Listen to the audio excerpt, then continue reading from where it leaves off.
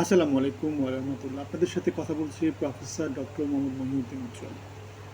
যে টপিকে কথা বলবো সেটা হচ্ছে বাংলাদেশ ভারত সম্পর্ক। সেটা তো ৫৪ বছরের যে সম্পর্ক সেটার মধ্যে সবচেয়ে খারাপ পজিশনে আছে, এবং এই সম্পর্কটার গন্তব্য এখন কোন দিকে যাবে, ভালো হবে নাকি খারাপের দিকে যেতে থাকবে। এখানে একটা কথা বলে রাখতে হবে, এই যে এই সম্পর্কটা যে খারাপ হওয়ার পিছনে দায়টা কিন্তু ভারতের, এবং ভারতের পররাষ্ট্রনীতিতে এটা চূড়ান্ত রকমের একটা ব্যর্থতা। তাহলে বিসমিল্লাহ বলে আলোচনাটা শুরু করি। সো এটা পররাষ্ট্রনীতির ব্যাপার। পররাষ্ট্রনীতি মানে কি, বাংলাদেশও একটা দেশ, ভারতও একটা দেশ। সো বাংলাদেশের যে কোনো ব্যাপারে ভারত হস্তক্ষেপ করতে পারে না, ভারতের যে কোনো ব্যাপারে বাংলাদেশ হস্তক্ষেপ করতে পারে না, কোনো মতামতও দিতে পারে না সরকারিভাবে। পররাষ্ট্রনীতিতে যারা আছে, পররাষ্ট্র ডেস্কে যারা কাজ করে, তারা হয়তো নোট আদান প্রদান করতে পারে, কিন্তু সেটা অভ্যন্তরীণ কোনো ইস্যুতে সেটা হতে পারে না। কিন্তু আমরা কি দেখেছি, আমরা দেখেছি বাংলাদেশের নির্বাচনের ব্যাপারে আওয়ামী লীগ যখন উল্টাপাল্টা করছিল, আওয়ামী লীগ যখন অংশগ্রহণমূলক নির্বাচনের বাইরে যাচ্ছিল, তখন ভারত কি করেছে, ভারত নানা রকমভাবে কূটনীতিকভাবে আওয়ামী লীগকে সাহায্য করেছে, যাতে তারা কূটনীতিক অঙ্গনে রাইট কানেকশনগুলোকে তারা অ্যাক্টিভ করতে পারে। এবং আমরা দেখেছি সেই অ্যাক্টিভেশনের ফলে বাংলাদেশে যে দ্বাদশ জাতীয় সংসদ নির্বাচন, সেই জাতীয় সংসদ নির্বাচনের আগে ১ মাস ১.৫ মাস আগে থেকে আমেরিকা তাদের কার্যক্রম মোটামুটি থামিয়ে দেয়। কারণ ভারত তাদের পররাষ্ট্র মন্ত্রণালয় বা তাদের যে যোগাযোগের নেটওয়ার্ক, সেগুলো সবগুলোকে তারা আওয়ামী লীগের জন্য, বাংলাদেশে যাতে নির্বাচনটা সুষ্ঠু না হয়, অংশগ্রহণমূলক না হয়, সেগুলোকে নিশ্চিত করার জন্য, যাতে আওয়ামী লীগ সরকার আবার পুনরায় ক্ষমতা আসতে পারে, বাংলাদেশে যাতে গণতন্ত্র না আসে, সেই জন্যে তারা যেখানে যা যা কিছু করা দরকার সেটাই করেছে। বাংলাদেশের স্বাধীনতার পরে থেকে ভারত এর অধীনে বাংলাদেশ মোটামুটি ছিল, সেটা বলা যায়। ভারত কর্তৃক বাংলাদেশের পররাষ্ট্রনীতি, বাংলাদেশের যেই অভ্যন্তরীণ যেই আর্থিক নীতি অথবা উন্নয়নের যেই প্রজেক্টগুলো, কোনটা কি করবে না করবে, এগুলো সবগুলো ভারতের কঠিন নজরদারির ভিতরে ছিল। এবং ভারতের নজরদারি ছাড়া, ভারতের ক্লিয়ারেন্স ছাড়া কোনো সরকারই তেমন করে বাংলাদেশের স্বার্থে খুব বেশি কোনো কাজ করতে পেরেছে বলে সেটা আমাদের মনে হয়নি। তবে সর্বশেষ আওয়ামী লীগের ১৭ বছরে তারা যা করেছে, সেই কাজে আওয়ামী লীগের যত না দায় ১৭ বছরের ফ্যাসিজম তৈরি করার পিছনে, তার থেকে বেশি দায় হচ্ছে ভারতের। তাহলে বাংলাদেশকে তারা মোটামুটি তাদের একটা রাজ্য হিসেবে ট্রিট করেছে, রাজ্য থেকেও খারাপ। রাজ্যতে জনগণের ভোটের অধিকার ছিল, ভারতের নাগরিক হিসেবে তারা ছিল। বাংলাদেশ কার নাগরিক? বাংলাদেশের নাগরিক, কিন্তু ট্রিট করেছে দাস হিসেবে ট্রিট করেছে। তাহলে বাংলাদেশের অভ্যন্তরীণ ব্যাপারে এখন আমরা যেটা চাই, ভারত নানা সময় নানা রকমের মতবাদ, এটা বাংলাদেশের অভ্যন্তরীণ ব্যাপার, এগুলোকে অ্যাভয়েড করে যায় অনেক কিছু। আবার আওয়ামী লীগকে নির্বাচনে আনার জন্য তারা আবার নানা রকমের কি করে, নানা রকমের ইস্যু সামনে নিয়ে আসে, এবং পররাষ্ট্র মন্ত্রণালয় সেগুলো নিয়ে নানা রকম নোট বারবার প্রদান করে, তাদের অবস্থানের কথা জানা দেয়। তাহলে অভ্যন্তরীণ বিষয় বা পদ্মার সামনে একরকম ব্যাপার, পদ্মার পিছনে আর একরকম ব্যাপার, তাদের বিহেভিয়ারটা হচ্ছে ওরকম। পদ্মার সামনে তারা বলে যে না, এটা অভ্যন্তরীণ ব্যাপার, এই ব্যাপারে আমরা কথা বলবো না। কিন্তু দেখা যায় যে বাংলাদেশের অভ্যন্তরীণ ব্যাপারকে, বাংলাদেশ রাষ্ট্রটা কীভাবে চলবে, বাংলাদেশের রাষ্ট্র নির্বাচন হবে কিনা, বাংলাদেশে গণতন্ত্র থাকবে কিনা, বাংলাদেশে কোন সরকার কত বছর কীভাবে শাসন করবে, সেগুলো সব তারা ঠিক করে দেয়।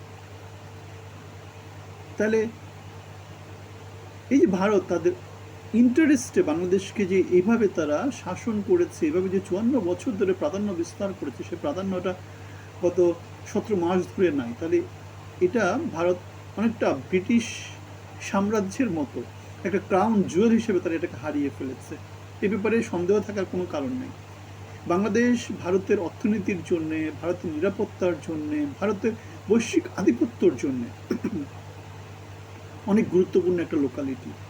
নেপালকে তো তারা শাসন করে নানাভাবে, ল্যান্ডলকড এরিয়া হিসাবে। ভুটান টুটানে নানা জায়গাতে তারা তাদের আধিপত্য বিস্তার করতে চায়, মালদ্বীপে করতে চায়। এখন বাংলাদেশ ওগুলো ছোট ছোট দেশ। বাংলাদেশ মোটামুটি দক্ষিণ এশিয়ার মধ্যে পাকিস্তানের পরেই বাংলাদেশের অবস্থান বড় আয়তনের দিক থেকে। সুতরাং বাংলাদেশের মধ্যে বিশাল একটা লোকালিটিকে তারা বাজার হিসেবে ইউজ করতে পারছে না, তারা বাংলাদেশিদের ওখানে তারা কি করতে পারছে না, তাদের প্রোডাক্টগুলোকে ডাম্প করতে পারছে না, তারা তাদের মানে তারা যে পৃথিবীতে তারা যে আধিপত্য তৈরি করতে চায়, তারা যে পরাশক্তি হিসাবে আবির্ভূত হতে চায়, তারা যে আমাদের নিরাপত্তা পরিষদে 5টা এখন স্থায়ী সদস্য আছে, ভারত হয়তো সামনে একটা স্থায়ী সদস্য পদ পাবে, তারা যে আঞ্চলিক রাজনীতিতে যে তাদের আধিপত্যটা দিন দিন খর্ব হয়ে যাচ্ছে। কিছুদিন আগে মালদ্বীপে হয়েছে, নেপালে হয়েছে, ভুটানে হয়েছে, বাংলাদেশে হয়েছে, পাকিস্তানে হয়েছে। সুতরাং দেখা যাচ্ছে ভারত মোটামুটি আঞ্চলিক আধিপত্যর দিক থেকে, আঞ্চলিক যেটাকে বলে প্রাধান্য বিস্তারের দিক থেকে তারা তাদের ভুল পররাষ্ট্রনীতির জন্য, ভুল নীতিমালার জন্য তারা কি করেছে, তারা প্রতিবেশীগুলাকে সবগুলাকে তারা হাতছাড়া করেছে। কারণ হচ্ছে তারা এখানে লেন্দুব দেড়জি মানে এমন একটা কথা বলে না, মানে হায়দ্রাবাদের নিজাম টিজাম, যেভাবে তারা এই রাজ্যগুলো করদ করেছে, বাংলাদেশকে তারা করদ রাজ্য দিয়েও খারাপ একটা জায়গায় নিয়ে যেতে চেয়েছিল। হাসিনা সরকারের মধ্য দিয়ে তারা সেটা করেছে। কারণ তারা হাসিনা সরকারকে, বাংলাদেশে যদি গণতন্ত্র না থাকে, বাংলাদেশের মানুষজন যাতে ভোট দিতে না পারে, বাংলাদেশ যাতে মাথা উঁচু করে দাঁড়াতে না পারে, সেজন্য তারা হাসিনা সরকারকে সর্বাত্মক সাহায্য করেছে আঞ্চলিক পরিমণ্ডলে, বৈশ্বিক পরিমণ্ডলে, সব জায়গাতে।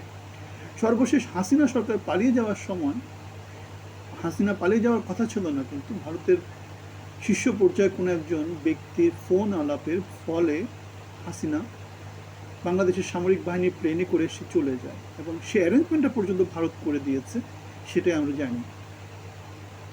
সুতরাং ভারতের সাথে আওয়ামী লীগের যে সম্পর্ক, সেই সম্পর্কটা হচ্ছে গিয়ে ঐতিহাসিক প্রমাণিত। ভারতের সাথে বাংলাদেশের অন্য কোনো দলের, অন্য কোনো গোত্রের, অন্য কোনো ব্যক্তির তেমন করে কোনো সম্পর্ক নাই। সুতরাং এখন যেহেতু হাসিনা সরকার নাই, এখন যেহেতু আওয়ামী লীগ সরকার নাই, তার সামনে ভারতের সাথে বাংলাদেশের সম্পর্কটা কেমন হবে? কেন ভারত তো আওয়ামী লীগ ছাড়া কাউকে বিশ্বাস করবে না। ভারত তো, আর অন্যান্য লোকজনও সেটা জানে যে ভারতের সাথে আমাদের সাথে সম্পর্ক ভালো না, সুতরাং আমরা ভারতকে তেমন করে কেন বিশ্বাস করতে যাই? সুতরাং সামনে যে রিলেশনশিপটা হবে সেটা হচ্ছে বেসিক্যালি কাজ চালানোর মতো রিলেশনশিপ।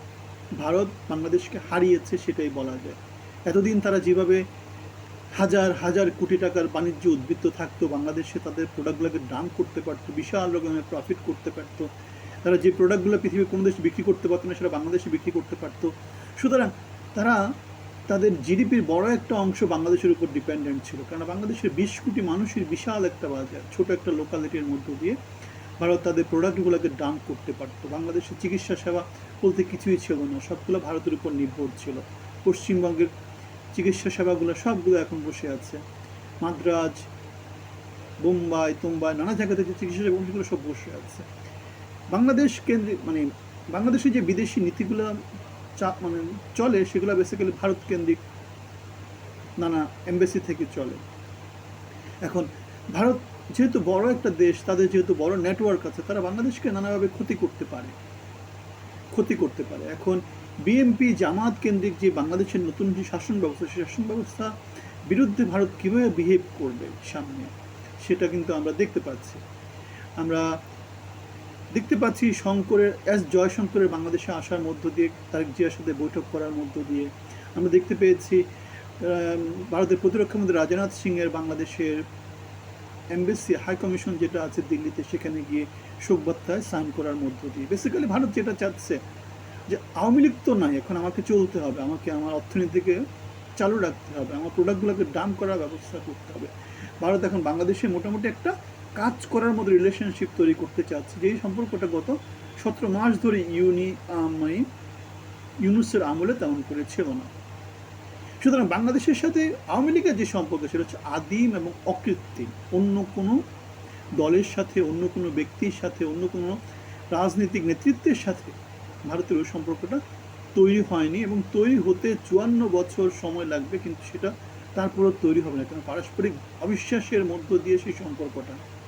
কিন্তু আওয়ামী লীগের সাথে যে সম্পর্কটা, সেটা হচ্ছে কঠিন, মানে এটাকে বলা হচ্ছে কি কংক্রিট বান্ধনে আবদ্ধ, যেখানে কোনো রকমের কেউ কাউকে বিট্রে করেনি, আস্থা বিশ্বাস এর উপর দাঁড়িয়ে আছে। সুতরাং ভারত তার যত রকমের শক্তি আছে তত রকমের শক্তি আওয়ামী লীগকে সামনের ইলেকশনে আনার জন্য চেষ্টা করবে। সামনের যে কোনো সময়ে বাংলাদেশের যে সরকারটা থাকবে সেই সরকারকে অস্থিতিশীল করে বাংলাদেশে যাতে জনগণের মধ্যে অসন্তোষ তৈরি করা যায় সেই চেষ্টাটা তারা করে যাবে। তাহলে ভারত এখন যা যা কিছু করছে, যে বাংলাদেশের অভ্যন্তরীণ বিষয় নানা কিছুতে এখন তারা মতামত দিচ্ছে, কিন্তু আবার ভিতরে ভিতরে নানা রকম কূটনীতিক নোট বারবার পাঠাচ্ছে দেশি বিদেশি নানা শক্তিকে, নানা পররাষ্ট্র যে নীতিমালা তারা ঠিক করে আর কি, বড় বড় থিঙ্ক ট্যাঙ্ক তাদেরকে তারা ইনফ্লুয়েন্স করছে, পত্রপত্রিকাগুলোকে তারা আওয়ামী লীগের পক্ষে লেখার জন্য ব্যবস্থা করে দিচ্ছে। আমরা দেখেছি রয়টারে লেখার জন্য ব্যবস্থা করে দিচ্ছে, ওয়াশিংটন পোস্টের মতো বড় বড় পত্রিকাগুলোতে লেখার ব্যবস্থা করে দিয়েছে। একই দিনে হাসিনার সাক্ষাৎকার মোটামুটি 5-6টা পত্রিকাতে একসাথে এসেছিল। সুতরাং এরকম করে বাংলাদেশে কোনো একটা ইস্যু তৈরি হলেই সেই ইস্যুটাকে ভারত সারা বৈশ্বিক পরিমণ্ডলে নিয়ে আসবে এবং বাংলাদেশের সরকারকে বিতর্কিত করার সব রকমের চেষ্টা করবে। কেননা বাংলাদেশ ছিল ভারতের কাছে ক্রাউন জুয়েলের মতো, যেটাকে তারা তাদের আধিপত্যবাদের একটা কোহিনূর হিসাবে দেখাতে পারতো, যেখানে তারা বাজার হিসেবে ইউজ করতে পারতো, পচা গলা দ্রব্যগুলো বাংলাদেশে ডাম্প করতে পারতো, কৃষিক্ষেত্রে তাদের উৎপাদনগুলোকে বাংলাদেশে পাঠিয়ে দিতে পারতো, শিক্ষা, শিল্প, চিকিৎসা, এমনকি সামরিক বাহিনীর যে অস্ত্রশস্ত্র, সামরিক বাহিনী কোন দিকে কি করবে, আমরা আমাদের টাকাগুলো কীভাবে খরচ করবো, আমরা বিনিয়োগ কোথায় করবো, আমরা কোন দেশকে কী প্রকল্প দিব, এই সব কিছু ভারত ঠিক করে দিত।